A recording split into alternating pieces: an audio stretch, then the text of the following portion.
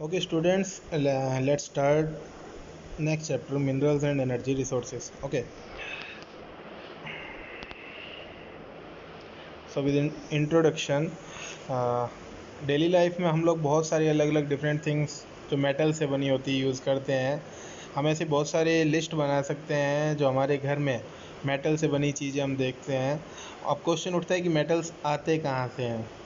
तो आप लोगों ने पहले ही पढ़ा है कि अर्थ की जो क्रस्ट है वो डिफरेंट मिनरल्स से मिलकर बनी है, जो इसकी रॉक्स के अंदर, जो 3 टाइप की रॉक्स हैं उनके अंदर एम्बेडेड होते हैं। बहुत सारे मेटल्स जो हैं वो इन मिनरल से एक्सट्रैक्ट किए जाते हैं प्रॉपर रिफाइनमेंट के बाद। मिनरल्स हमारी लाइफ का एक इनडिस्पेंसेबल पार्ट, अभिन्न अंग है, इनसेपरेबल। लगभग हम हर वो चीज़ जो यूज़ करते हैं, चाहे वो टाइनी पिंस हो, चाहे वो एक टावरिंग बिल्डिंग बुर्ज खलीफा टाइप हो, कोई बड़ा शिप हो, सभी मिनरल से बने होते हैं। रेलवे लाइन और टारमेक, जो रोड के लिए जो हम तारकोल वगैरह या और जो भी प्रोडक्ट यूज़ करते हैं, हमारे इम्प्लीमेंट्स हैं, मशीनरीज हैं, सब मिनरल से बनते हैं। कार्स, बसेस, ट्रेन, एरोप्लेन्स सब मिनरल से मैन्युफैक्चर किए जाते हैं और उन पावर रिसोर्सेज पर रन करते हैं जो हम अर्थ से डिराइव करते हैं। यहाँ तक कि वो फूड जिसे हम कंटेन करते हैं उसमें भी बहुत सारे मिनरल्स होते हैं। डेवलपमेंट की सभी स्टेजेस के अंदर ह्यूमन बीइंग ने इन मिनरल्स का अपनी लाइवलीहुड के लिए यूज़ किया, डेकोरेशन के लिए यूज़ किया, अपने फेस्टिविटीज़ के अंदर यूज़ किया, अपने रिलीजियस और सेरेमोनियल राइट्स के अंदर इन सब मिनरल्स का यूज़ किया है। आपने पढ़ा भी होगा copper age, iron age etcetera. अब बात करें हम कि जो टूथपेस्ट हम रोज़ाना करते हैं घर पर, तो उसके अंदर बहुत सारे मिनरल्स होते हैं, like a bright smile from toothpaste and minerals. तो टूथपेस्ट हमारे टीथ को क्लीन करते हैं, उसमें बहुत सारे एब्रेसिव मिनरल्स जिनमें सिलिका है, लाइमस्टोन है, एल्यूमिनियम ऑक्साइड है और बहुत सारे फॉस्फेट मिनरल्स जो क्लीनिंग का काम करते हैं। फ्लोराइड जो मेनली कैविटीज़ को रिड्यूस करने के लिए यूज़ होता है, वो मेनली फ्लोराइड जो मिनरल है उससे निकाला जाता है। अधिकतर टूथपेस्ट को टाइटेनियम ऑक्साइड से वाइट बनाया जाता है, जो बहुत सारे अलग अलग मिनरल से आता है, जिनको हम ब्यूटाइल, एल्मनाइट और एनेटीज से इस टाइटेनियम ऑक्साइड को हम ऑब्टेन करते हैं। टूथपेस्ट के अंदर जो स्पार्कल आता है वो आता है माइका से। माइका हिंदी में अभ्रक बोलते हैं। टूथब्रश और ट्यूब जो पेस्ट को कंटेन करती है, ये प्लास्टिक जो हम पेट्रोलियम से जो हमें मिलता है उससे बने होते हैं। अब अगर आप पता लगाएं कि मिनरल्स कहाँ हैं, तो सब आपको अर्थ से मिलते हैं। dig a little deeper and find out how many minerals are used to make a light bulb। तो आपने लाइट बल्ब में देखा होगा जो वायर है वो टंगस्टन की बनी होती है, ग्लास भी है, इवन कॉपर और दूसरे बहुत सारे माइका एट्सेट्रा, बहुत सारे मिनरल्स यूज़ होते हैं। अब बात करें कि सभी जो लिविंग थिंग्स है सबको मिनरल्स की ज़रूरत पड़ती है। हम बताते हैं कि लाइफ प्रोसेसेस जो हमारी हैं वो बिना मिनरल्स के अकर हो ही नहीं सकती। यद्यपि हमारा जो मिनरल इनटेक है वो हमारे टोटल जो इनटेक न्यूट्रिएंट्स है उसका ओनली 0.3% होता है, बट ये 0.3% इतना पोटेंट, इतना ज़रूरी, इतना इम्पोर्टेंट है कि इसके बिना, without them we would not be able to utilize the other 99.7% of food stuff. कि बाकी जो 99.7% फूड स्टफ है हम उसको यूटिलाइज कर ही नहीं पाएंगे अगर ये 0.3% न्यूट्रिएंट ना हो। अब dig a little deeper and collect nutritional facts printed on food label। तो आप लोग जो भी घर में जो भी प्रोडक्ट खाते हैं, आप चाहे बिस्किट देखना उसके ऊपर किलो कैलोरी के अंदर कि पर 100 gram serves how much kilo calorie, तो हर उसके ऊपर न्यूट्रिशनल फैक्ट्स होते हैं कि फ़ैट कितना है, प्रोटीन कितना है, वाइटामिन कितने हैं एट्सेट्रा। अब क्वेश्चन उठता है कि what is a mineral. Mineral and energy resources chapter का नाम है, तो यहाँ से हम स्टार्टिंग करते हैं। मिनरल क्या है? तो जो जियोलॉजिस्ट होते हैं, अभी हम जियोलॉजिस्ट के बारे में बाद में पढ़ेंगे कि एक जियोग्राफर और एक जियोलॉजिस्ट में क्या अंतर है, इसी के अंदर दिया हुआ है, आगे आता है। तो जियोलॉजिस्ट ने मिनरल को डिफाइन किया है as a homogeneous. Homogeneous mean सारे एक जैसे दिखाई दें, एक रूप, समरूप, नेचुरली अकरिंग, जो नेचर से अकर हुआ है, सब्सटेंस है जिसका एक डिफाइनेबल इंटरनल स्ट्रक्चर होता है। तो जियोलॉजिस्ट के टर्म के अंदर मिनरल को डिफाइन किया जाता है as a homogeneous naturally occurring substance with a definable internal structure. Minerals nature में वराइंग फॉर्म्स के अंदर पाए जाते हैं, जिसमें अलग अलग रेंज में आपको हार्डेस्ट डायमंड से लेकर सॉफ्टेस्ट टैल्क तक मिलता है। टैल्क आप देखेंगे, टैल्कम पाउडर खड़िया पत्थर होता है। आप टैल्कम पाउडर यूज़ करते हो, गर्मियाँ आ रही हैं तो घमौरियों के लिए अभी ऐड आ रहा होगा, आया मौसम ठंडे ठंडे डर्मी कूल का, तो जितने भी ये टैल्कम पाउडर बनते हैं बच्चों के लिए, जॉनसन बेबी पाउडर, ये सब उसी से आपने देखा हो कितना मुलायम होता है। वाई आर दे सो वराइड। अब क्वेश्चन उठता है कि कुछ इतने हार्डेस्ट हैं, कुछ इतने सॉफ्टेस्ट हैं, कुछ मीडियोकर उसमें है, तो इतना वराई क्यों होते हैं? तो आप समझते हो सबकी बनने की फॉर्मेशन अलग है। तो आप लोग पहले ही देख चुके हैं, रॉक्स के बारे में पढ़ चुके हैं। 3 टाइप ऑफ रॉक्स आपने पढ़ी होंगी। फर्स्ट प्राइमरी रॉक जिनको हम इग्नियस रॉक्स कहते हैं, और फिर आती हैं आपकी सेडिमेंट्री एंड मेटामॉर्फिक रॉक्स। तो रॉक्स जो होती हैं वो होमोजेनस सब्सटेंसेस का कम्बिनेशन होती हैं, जिन्हें हम मिनरल्स कहते हैं। अभी हमने पढ़ा कुछ रॉक्स, एग्जाम्पल के तौर पर लाइमस्टोन, चूना पत्थर जो होता है वो एक सिंगल मिनरल से बना होता है, लाइम से। लेकिन अगर आप मेजॉरिटी ऑफ द रॉक देखें, अधिकतर और रॉक की मेजॉरिटी देखें, तो उनमें एक से ज़्यादा बहुत सारे अलग अलग मिनरल्स वराइंग प्रोपोर्शन में, अलग अलग परसेंटेज में मिलते हैं। यद्यपि अभी 2000 मिनरल से ज़्यादा आइडेंटिफाई किए जा चुके हैं, लेकिन अगर हम देखें तो इन 2000 में से कुछ एक ही अबंडेंटली, भारी मात्रा में, बड़ी मात्रा में अधिकतर रॉक्स में पाए जाते हैं। एक पर्टिकुलर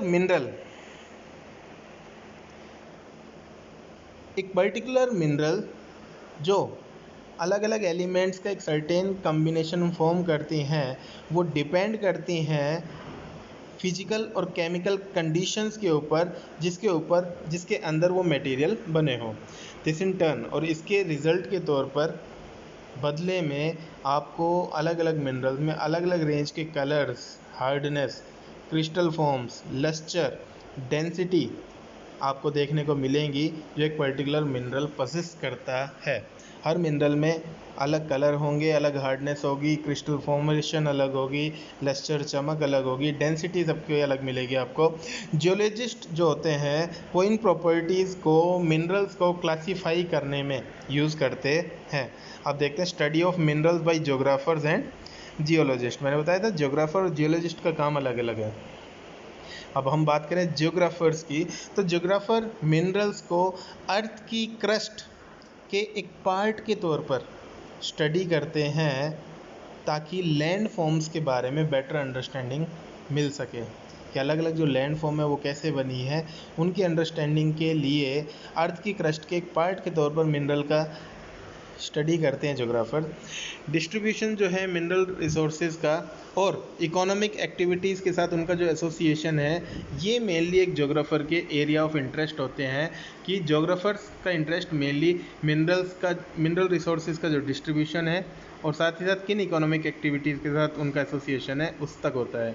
लेकिन एक जियोलॉजिस्ट की बात करें, हमने देखा ज्योग्राफर का भूगोलवेत्ता कहेंगे, और एक जियोलॉजिस्ट होता है वो साइंटिफिक टर्म में आ जाता है, जो अर्थ के इंटीरियर को अच्छे से पढ़ता है, उन सब प्रोसेसेस को स्टडी करता है, जिसकी वजह से अलग अलग मिनरल्स बने, उनकी एज। तो एक जियोलॉजिस्ट जो है, फिर भी उसका जो एरिया ऑफ इंटरेस्ट रहता है वो मेनली मिनरल्स की फॉर्मेशन, की मिनरल्स कैसे बने, उनकी एज, उनकी फिजिकल और केमिकल कंपोजिशन कैसी है, उन सब के बारे में पढ़ना होता है। अब आगे चलें तो देखते हैं, however for general and commercial purposes minerals can be classified as under. तो फिर भी हम जनरल यूज़ और कमर्शियल पर्पस की यूज़ की बात करें तो मिनरल्स को क्लासीफाई किया जा सकता है अलग अलग टाइप में। पहले देखते हैं mode of occurrence of minerals, कि मिनरल्स कैसे अकर होते हैं, किस किस फॉर्म में पाए जाते हैं। तो where are these minerals found, the minerals मिलते कहाँ हैं, तो हम पहले से पढ़ चुके हैं अर्थ से। तो minerals are usually found in ores. Science में आपने पढ़ा होगा, जो मिनरल्स होते हैं वो अपने ओर्स से उन्हें पाया जाता है, उन्हें निकाला जाता है। अब जो टर्म ओर है, ORE, इसको यूज़ किया जाता है अकम्युलेशन के तौर पर, जिसमें कोई भी जो मिनरल है वो बाकी दूसरे एलिमेंट्स के साथ मिक्सअप होता है।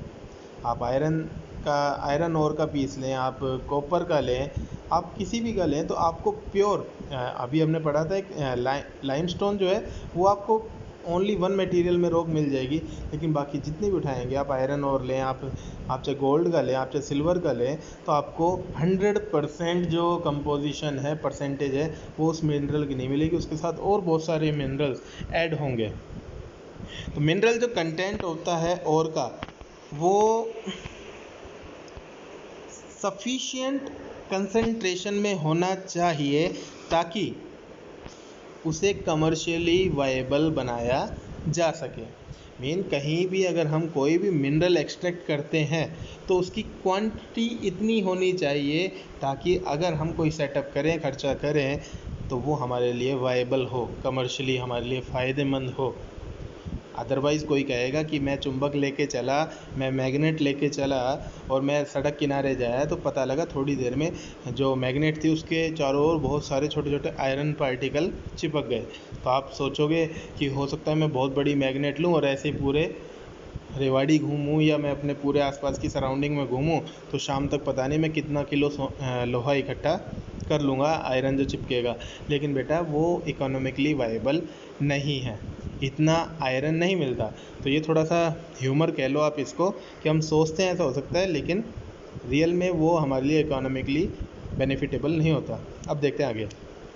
The type of formation or structure in which they are found determines the relative ease with which mineral ores may be mined. तो भाई फॉर्मेशन की जो टाइप है या जो स्ट्रक्चर है जिसमें वो मिनरल्स पाए जाते हैं, वो डिटरमाइन करते हैं उस रिलेटिव ईज़ को जिसमें मिनरल ओर्स को माइन किया जा सकता है। मीन किस तरीके से वो मिल रहे हैं, कितनी गहराई पर मिल रहे हैं, उसी के हिसाब से हम हिसाब लगा सकते हैं कि कितना इजीली हम उनको निकाल सकते हैं। This also determines the cost of extraction, और इससे हमें एक्सट्रैक्शन की कॉस्ट का भी पता लग जाता है कि हमें कितना सेटअप यहाँ करना पड़ेगा। It is therefore important for us to understand the main types of formation in which minerals occur. इसलिए हमारे लिए ज़रूरी हो जाता है ये समझना अलग अलग फॉर्मेशंस की टाइप्स को जिसमें मिनरल अकर होते हैं, नेचर में मिलते हैं। तो मिनरल्स जनरली अलग अलग फॉर्म्स में अकर होते हैं। फर्स्ट अगर हम बात करें इग्नियस और मेटामॉर्फिक रॉक्स के अंदर, तो मिनरल्स आपको क्रैक्स मीन जो दरारें हैं, क्रिवाइसेस जो दो मिनरल या दो जो गैप हैं उनके अंदर फॉल्ट या जॉइंट, जहाँ भी दो अलग अलग मिनरल की रॉक ज्वाइन कर रही हैं या उनके बीच में कोई दरार है या उनके बीच में कोई गड्ढा है, तो वहाँ अधिकतर ये मिनरल हैं वो पाए जाते हैं। स्मॉलर जो अकरेंसेस होती हैं, मीन कम क्वांटिटी में जो अकरेंस मिलती हैं, उन्हें वेन्स कहा जाता है। वेन लाइक हमारे शरीर में जो नस की फॉर्म में होती हैं। And the larger are called lodes, और बड़ी तो मेनली अगर आप देखेंगे क्रैक्स के अंदर आपको वेन्स मिलेंगी, और फॉल्ट और क्रिवाइसिस की अगर हम बात करें, यहाँ आपको लोड्स मिलेंगे, मीन ज़्यादा क्वांटिटी में आपको मिनरल्स मिलेंगे। अधिकतर केसेस में ये मिनरल्स कब बनते हैं, जब मिनरल्स लिक्विड या मोल्टन पिघली हुई अवस्था में या गैसियस फॉर्म में आते हैं, और इन्हें इन कैविटीज़, इन रस्तों में, इन खाली दरारों में अपवर्ड इनको धकेला जाता है अर्थ की सरफेस की तरफ, और बाद में ये कूल होते हैं, सॉलिडिफाई होते हैं जब ये ऊपर उठते आते हैं, क्योंकि अर्थ के इंटीरियर में टेम्परेचर बहुत ज़्यादा है और जितना ऊपर आते हैं टेम्परेचर कम होता जाता है। जैसे जैसे टेम्परेचर कम होता है वहीं ये उन कैविटीज़ के अंदर, उन खाली गैप के अंदर ये सॉलिड बनना शुरू हो जाते हैं। मेजर मेटेलिक में जो मिनरल्स हैं जिनमें टिन, कॉपर, जिंक, लेड, ये सब वेन्स या लोड से ऑब्टेन किए जाते हैं। अब हम बात करें सेडिमेंट्री रॉक्स की, तो सेडिमेंट्री रॉक्स के अंदर बड़ी संख्या में जो मिनरल्स होते हैं वो बेड्स या लेयर, अलग अलग परत दर परत सतह के अंदर मिलते हैं, और ये मेनली जो बनते हैं वो डिपोजिशन के रिज़ल्ट के तौर पर अकम्युलेशन, एक जगह इकट्ठा होना, या हॉरिजेंटल स्ट्रेटा के अंदर जब इनका कंसंट्रेशन होता है तो उस फॉर्म में ये पाए जाते हैं। आपको पता है सेडिमेंट्री रॉक्स कैसे बनी है, लगातार लेयर दर लेयर जब बनती गई, बाद में उनके अंदर जब फोल्डिंग प्रोसेस हुई तो वहाँ ये लेयर दर लेयर डिपोजिशन, अकम्युलेशन और कंसंट्रेशन होता गया हॉरिजेंटल स्ट्रेटा में, तो इस तरीके से ये बनते हैं। कोल और कुछ फॉर्म के जो आयरन और हैं वो लंबे पीरियड तक जब वो ग्रेट हीट और प्रेशर के अंदर रहे तो उसके रिजल्ट के तौर पर बने हैं। Another group of sedimentary minerals include gypsum, potash salt and sodium salt. और सेडिमेंट्री मिनरल्स में एक और जो ग्रुप मिलता है उसमें जिप्सम है, पोटाश साल्ट है, सोडियम साल्ट है, मीन आप जो आपके घर में सेंधा नमक आपने सुना होगा, ये सब भी आते हैं। These are formed as a result of evaporation especially in arid region. और ये जो साल्ट जो बनते हैं ये मेनली इवेपोरेशन प्रोसेस के रिजल्ट के तौर पर बनते हैं, जो मेनली एरिड रीजन्स में देखने को मिलता है। हमने सांबर लेक वाला एग्जाम्पल पढ़ा था। Third, another mode of formation involves the decomposition of surface rocks and the removal of soluble constituents, leaving a residual mass of withered material containing ores. अब एक और फॉर्मेशन का जो मोड है उसके अंदर इन्वॉल्व होता है सरफेस रॉक्स का डिकम्पोजिशन। मीन सरफेस जो ऊपर अपर जो सरफेस की रॉक्स हैं वो डिकम्पोज हो जाती हैं, या फिर उसके अंदर जो सोल्यूबल कॉन्स्टिट्यूएंट मीन वाटर के साथ जो सोल्यूबल कॉन्स्टिट्यूएंट्स होते हैं वो रिमूव हो जाते हैं, पानी के साथ घुल के चले जाते हैं और पीछे छोड़ जाते हैं एक रेजिडुअल, एक बचा हुआ विदर्ड मटेरियल का मास, एक बिल्कुल मुरझाया हुआ भद्दा सा एक पीछे अपना पार्ट छोड़ जाती हैं जिसमें और कंटेन होती है। Bauxite is formed this way, और जो बॉक्साइट मिनरल है वो इसी तरीके से सरफेस रॉक के डिकम्पोजिशन और सोल्यूबल कॉन्स्टिट्यूएंट के रिमूवल से बनती है। ये आप देखेंगे क्लासिफिकेशन ऑफ मिनरल्स, तो आपको क्लासिफिकेशन में 3 टाइप के मिलेंगे मिनरल, मेटेलिक, नॉन मेटेलिक और एनर्जी मिनरल्स। मेटेलिक में भी आपको 3 टाइप मिलेंगे। फेरस नाम से ही है, कंटेनिंग आयरन, जिनमें आयरन होगा वो फेरस होंगे, जिनमें आयरन और मैंगनीज, निकल, कोबाल्ट एट्सेट्रा आते हैं। ऐसी मेटेलिक की बात करें तो मेटेलिक में सेकंड आता है नॉन फेरस जिनमें आयरन नहीं हो, like copper, lead, tin, bauxite, gold precious में डाल दिया। और फिर हम प्रेशियस की बात करेंगे तो गोल्ड, सिल्वर, प्लेटिनम। फिर आते हैं नॉन मेटेलिक मीन जिनमें मेटल ही ना हो, एग्जाम्पल के तौर पर mica, salt, potash, sulphur, granite, limestone, marble, sandstone. और फिर एनर्जी मिनरल्स आते हैं, वो मिनरल जिनसे हमें अलग अलग टाइप में एनर्जी मिलती है, हम ऑब्टेन करते हैं। कोल है, पेट्रोलियम है, नेचुरल गैस है, एट्सेट्रा। अब आगे हम पढ़ें 4th टाइप। कुछ एक मिनरल्स एल्यूवियल डिपॉजिट्स के तौर पर जो हमारे वैली फ्लोर्स की जो सैंड्स हैं या हिल्स की जो बेस हैं, मीन हिल और प्लेन्स का जो मीटिंग पॉइंट है जिसको हमने पहले ही पीडमोंट जोन पढ़ा था, तो इनके आसपास अकम्युलेट होते हैं। ये जो डिपॉजिट्स होते हैं इन्हें हम प्लेसर डिपॉजिट्स कहते हैं, और जनरली इनमें वो मिनरल होते हैं जो वाटर के द्वारा कोरोड ना होते, मीन वाटर से उनके ऊपर कोई भी कोरोजन प्रोसेस नहीं हो पाती। गोल्ड, सिल्वर, टिन और प्लेटिनम ये मोस्ट इम्पोर्टेंट मिनरल्स हैं ऐसे मिनरल्स में जो प्लेसर डिपॉजिट के तौर पर पाए जाते हैं। और 5th आता है ओशन वाटर्स। जो ओशन वाटर्स है उसके अंदर भी बड़ी क्वांटिटी में मिनरल्स मौजूद हैं, लेकिन इनमें से अधिकतर इतने ज़्यादा डिफ्यूज फॉर्म में हैं, मीन वाटर के साथ इतने ज़्यादा घुले हुए हैं कि वो हमारे लिए इकोनॉमिक सिग्निफिकेंस नहीं दे पाते, मीन इकोनॉमिकली वाइबल नहीं। मीन हमें अगर उनको ऑब्टेन करना है तो हमें बहुत बड़ा सेटअप करना पड़ेगा जो अभी हमारी रीच से बाहर है। फिर भी कॉमन साल्ट की हम बात करें, मैग्नीशियम की बात करें, ब्रोमीन की बात करें, तो इन्हें लार्जली ओशन वाटर से डिराइव किया जाता है। घर में जो हम नमक खाते हैं, टाटा नमक या फिर मैग्नीशियम ब्रोमाइन है, तो ये सब ओशन वाटर से निकाले जाते हैं। ओशन बेड्स की अगर हम बात करें, मीन अगर हम सतह की बात करें, तो ये भी मैंगनीज नोड्यूल्स में बहुत ज़्यादा रिच होती हैं। इंटरेस्टिंग फैक्ट्स की बात करें तो ये थोड़ा सा बस पढ़ने का है कि रेड होल माइनिंग क्या है। तो अगर आप पहले तो क्वेश्चन उठता है, हमने पढ़ा ही था कि नेशनल रिसोर्सेज, तो आप जानते हैं अधिकतर जो इंडिया में मिनरल्स पाए जाते हैं सब नेशनलाइज्ड हैं और उनका एक्सट्रैक्शन गवर्नमेंट से ड्यू परमिशन ऑब्टेन करने के बाद ही पॉसिबल है। लेकिन अगर आप नॉर्थ ईस्ट इंडिया में जाएं, आप असम मेघालय साइड जाएं, तो अधिकतर जो ट्राइबल एरियाज़ हैं तो वहाँ मिनरल्स को इंडिविजुअल या कम्युनिटीज़ के द्वारा ऑन किया जाता है। मेघालय की हम बात करें तो बड़ी संख्या में टर्शरी जो डिपॉजिट्स हैं कोल के वो मौजूद हैं, इसमें आयरन और लाइमस्टोन और डोलोमाइट एट्सेट्रा भी आते हैं। कोल माइनिंग जोवाई और चेरापूंजी के अंदर जो की जाती है वो फैमिली मेंबर के द्वारा की जाती है। एक लंबी नैरो टनल की फॉर्म में, जिसे रैट होल माइनिंग कहा जाता है। इन चूहे जैसे बिल बनाते हैं इसी फॉर्म के अंदर। नेशनल ग्रीन ट्रिब्यूनल ने ऐसी एक्टिविटीज़ को इलीगल डिक्लेयर किया है और रिकमेंड किया है कि इन्हें स्टॉप कर देना चाहिए। आगे बढ़ते हैं।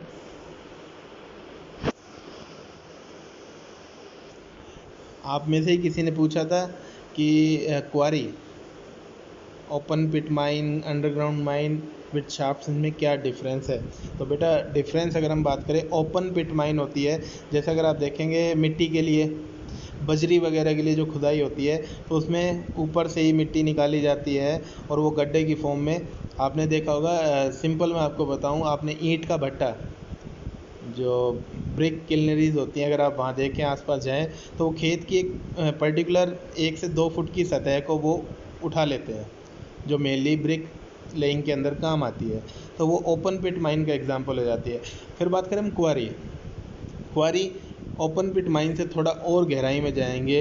लाइक अगर आप जाएं रेवाड़ी से नारनौल की तरफ, तो आपको कुंड के आसपास जो पत्थरों की जो खुदाई चल रही है, पत्थर जो निकाले जाते हैं, ओपन सब मिलेगा और उसको धीरे धीरे अपर लेयर द्वारा नीचे जाया जाता है। ये क्वारी फॉर्म में होता है। और फिर आती है underground mine with shafts. Underground mine with shafts की बात करें तो मेनली कोल है या गोल्ड के लिए, तो वो बहुत गहराई में जाते हैं। तो उसमें ऊपर से देखने पे आपको लगेगा जैसे कुएं की फॉर्म है, और वहाँ से ट्रॉली के ज़रिए नीचे जाया जाता है और नीचे नीचे फिर उसकी खुदाई चलती है शाफ्ट के साथ, ताकि वहाँ एयर का भी पूरा बंदोबस्त हो, क्योंकि गहराई के अंदर ऑक्सीजन लेवल कम हो जाता है। तो शाफ्ट बनाए जाते हैं ताकि ऑक्सीजन की वहाँ पर सप्लाई की जा सके। तो अलग अलग टाइप की माइनिंग एक्टिविटीज़ होती हैं जिनके एग्जाम्पल है। अब हम बात करें इंडिया, तो इंडिया फॉर्चुनेट है बहुत ज़्यादा रिच और वेराइड मिनरल रिसोर्सेज के मामले में। फिर भी अगर हम देखें तो ये सब अनइवनली डिस्ट्रीब्यूटेड है। मीन ऐसा नहीं है सभी मिनरल सब जगह मौजूद हों। ब्रॉडली स्पीकिंग बड़े तौर पर बात करें तो पेनिनसुलर जो हमारी रॉक्स हैं, उनमें अधिकतर आपको कोल और मेटेलिक मिनरल्स, माइका और बहुत सारे नॉन मेटेलिक मिनरल्स के रिजर्व मौजूद मिलेंगे। सेडिमेंट्री जो रॉक्स हैं, वेस्टर्न और ईस्टर्न फ्लैंक्स जो पेनिनसुला की हैं, गुजरात और आसाम, इनके अंदर आपको पेट्रोलियम डिपॉजिट देखने को मिलेंगे। राजस्थान, जिसमें पेनिनसुला का ही रॉक सिस्टम है, उसमें भी बहुत सारे नॉन फेरस मिनरल्स मौजूद है। लाइक कॉपर आपने सुना होगा। हमारे यहाँ से अगर हम जाएंगे नारनौल से होते हुए सिंघाना की तरफ, तो बीच में सिंघाना से पहले कॉपर प्रोजेक्ट आता है, तो वहाँ कॉपर बहुत ज़्यादा मिलता है। पढ़े अगर हम बात करें हमारे नॉर्थ इंडिया के वास्ट एल्यूवियल प्लेन्स की, तो ये भैया किसी भी तरह के इकोनॉमिक मिनरल से डिवॉइड है। मीन कोई भी आपको किसी भी तरह का इकोनॉमिक वायबल मिनरल यहाँ नहीं मिलता। ये जो वेरिएशन है लार्जली एग्जिस्ट क्यों करती हैं, तो अलग अलग जियोलॉजिकल स्ट्रक्चर में जो ये अलग अलग हमारी फिजिकल फीचर्स बने हैं, अलग अलग प्रोसेसेस रही हैं, और टाइम जो इन्वॉल्व रहा है मिनरल्स की फॉर्मेशन में, इसकी वजह से लार्ज स्केल पर ये वेरिएशंस देखने को मिलती हैं।